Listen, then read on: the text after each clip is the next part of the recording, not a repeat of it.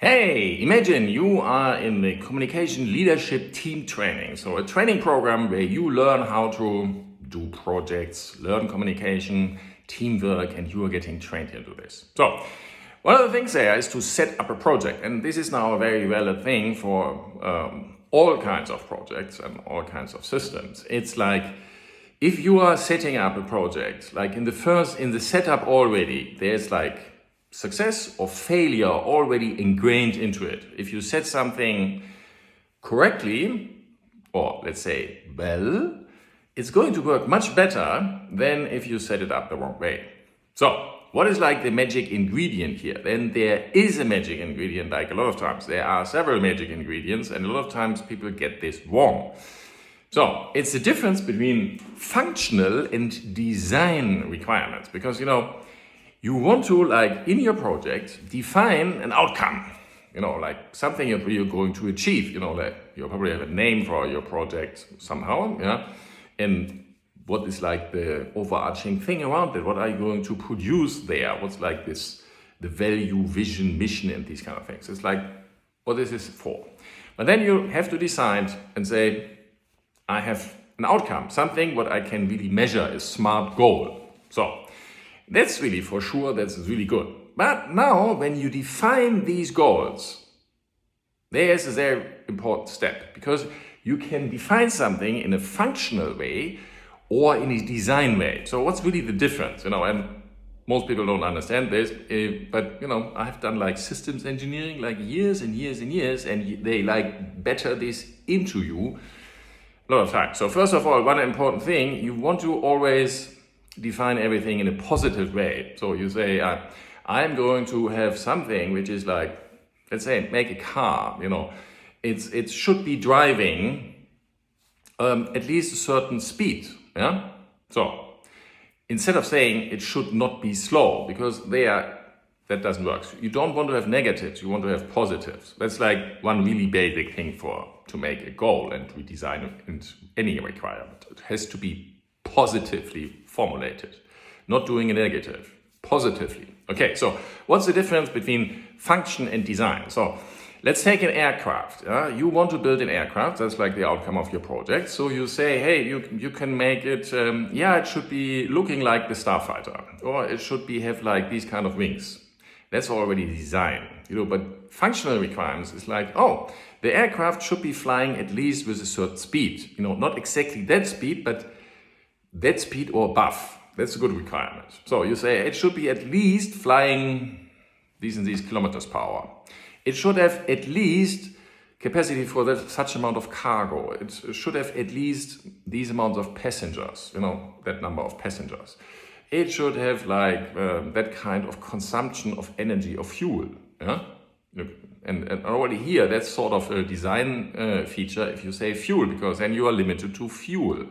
But you say, the energy consumption for this plane is like such a round of megajoules per something. You're making a requirement which is like totally open. So a design requirement would be, the thing has two engines. A good requirement would be to say, hey, there's a very high reliability and no single fail, or like everything is redundant. That's what we build an aircraft. No single failure is going to be catastrophic. There's a redundancy inside. So all the system are at least double or even more. You're putting requirements here saying what you want to achieve. So, and you're not even saying that this thing has to have a certain amount of computers or a certain amount of systems. You say what you really want to have. You want to have a very high reliability, yeah? That the chance for this thing to arrive in a place is like really, really high. So these are functional requirements. And it's very, very important to do them not as a design requirement, because when you say a design requirement, you are limited to this design. You could say, hey, I want to have a land vehicle, which transports like at least 4 people and like, several 200 kilograms of cargo, maybe a cubic meter of volume you say is my cargo. But you're not saying something like the thing has to have 4 wheels, because it can have like 3.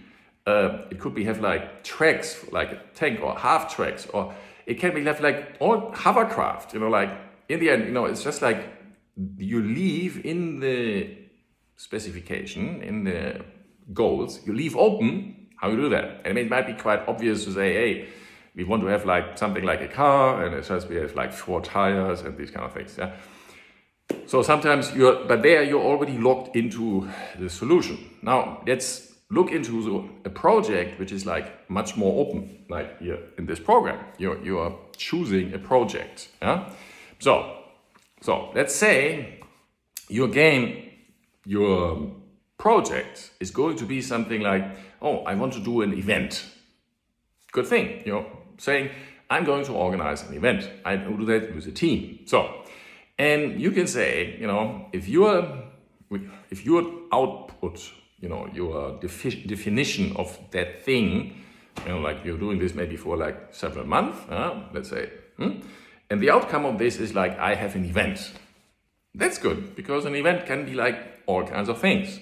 But if you say now, oh, it's going to be an event with like the teachers in my school and they're the children of that class, and we are going to do it in this place and so on, you are already like defining quite a lot of things here. That's a design requirement, because you say exactly how, who, and when.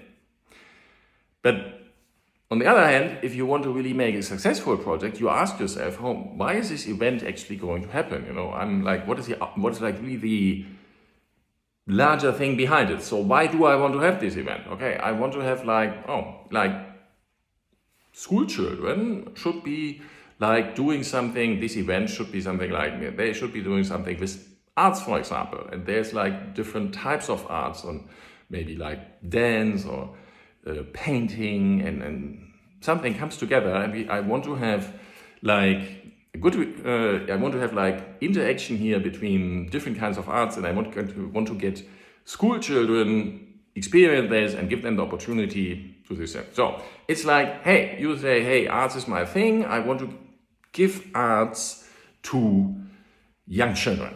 Okay, so, and you could say that hey, I'm doing this with my class and that class, and here we do it here. So you are already limited to just a narrow path. But if you say, oh, that's a thing, that's really cool. You generalize and you say, I want to have an event which is having at least X children, school children. Yeah, that's like, but usually when they have a certain age group, you say, I want to have young people. That's good, young people, and they meet, and there's like artists also involved, at least 2 or 3 different types of artists, like writer, music, dance, something like this. It's like you set this up, and it's like you might just make it very generic what your idea was. You just generalize the idea.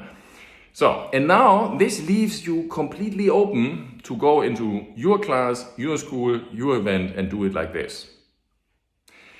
The idea of having functional requirements, and that's why we engineers are really terribly about this, that it's very much necessary to be functional requirements.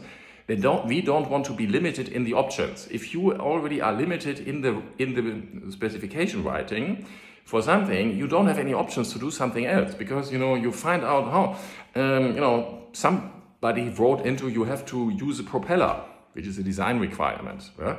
You maybe come up, hey, jet engine would be working much better here, or a scramjet, or something else. Yeah.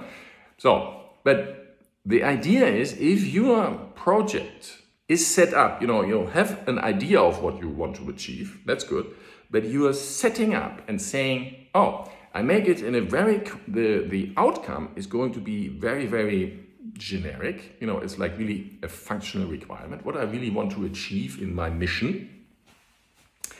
You suddenly have hundreds or thousands of opportunities to make this happen. That's why we engineers are so keen on this. Yeah? Why? Because we want to start developing and then finding out what works, what works better, what's more resistant, what's more efficient, and so on. So we want to have like lots and lots of options to make this happen.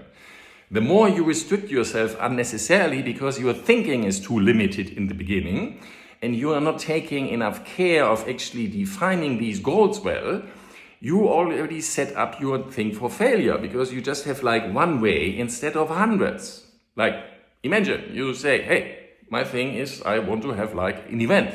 So you have to get people on board who are actually doing this event with you, like the customers, the people who will be there, like, let's say the children. If you said, oh, I want to have young people. So if you said, they have to be from my school, already limited, or my class, you already have like very limited amount of people.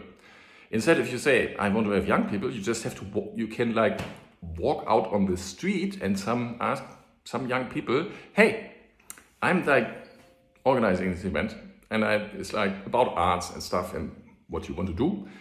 Do you want to join? Oh, and then the person can say yes, no, or you can ask, do you maybe know somebody who might be interested in this? Okay, good, you have like a customer. You maybe have somebody already who will be joining your project. Really simple. You could go to any school and talk to, classroom leaders, anybody. You can like have like hundreds of different options how to get people together, like artists, whatever. You just go to places, ask people, or build teams to do that for you. Yeah. So, but it's like if you generalize and make a good description of what you want to achieve, you suddenly have like enormous amounts of possibilities. Let's make it another example. In this project we are doing Reduce CO2 now, we are building up channels. So we are like training people how to do social media channels. Yeah? So let's say you want to run a social media channel and you can say now, I make, what do I want to achieve? And first you can set up your project really that you also look at the input and then generalize on what is like going to happen in the end. For example, it could be, hey, it's going to be on social media. Okay, that's sort of a design already. And you're like picking a channel. I'm going to do it on Instagram, for example. Okay, just to pick anything. And it can be YouTube, And then you say, oh, I'm going to do a certain amount of postings on this kind of medium. And then you say, hey, I'm going to do, let's say, 1 per week, 1 per day, or whatever. You just find the metric, there's something, and you can achieve this and outperform it as well. But you're like really, that post can be a wide array. You can take like 10 days of a team with 100 people to make one video. But you can also take like an image and a voice and generate something. You can also like only maybe post an image only, and depending on the channel. So there's like a wide variety, and then the more you go and the more you learn, you can like specify more what you're actually going to do. Yeah? But the main idea is that you have lots and lots of options to get team members on board to actually assist you in this endeavor. Yeah, really like go around. We have other videos about how to address team members, but this video is really about functional requirements, setting your goals, not only SMART, specific, measurable, and so on. So SMART is good, but they are also like functional, because you want them to leave, that's like the idea, you want to leave hundreds of different pathways you can go in your project. Because it's a good idea to make like the whole project planning and how this is all playing out together, but you want to have lots and lots of options here to do it. And you want to have your milestones in the same way that it's like achievable in lots and lots of different varieties. You have like maybe a path where you think, oh, that's right going forward, but you want to have like lots and lots of other paths as well. So if something isn't working well in one area, you can just like switch the path and try out something else which is working better. So that's like the opportunity when you have functional requirements. So that's all a really long video. Thank you very much for watching. Please like, subscribe, share, and so on. Thank you very much.